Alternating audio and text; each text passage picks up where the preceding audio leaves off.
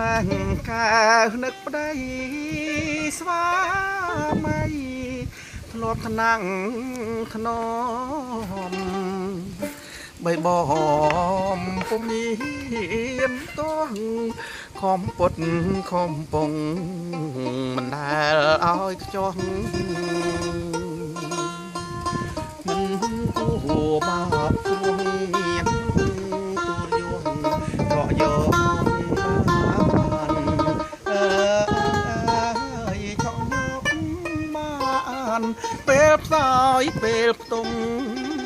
ពេលស្រោបស្រង់អើយរៀមស្រយោត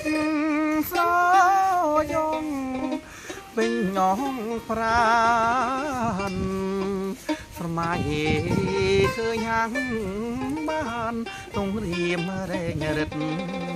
ក៏ដរុំឋានមិន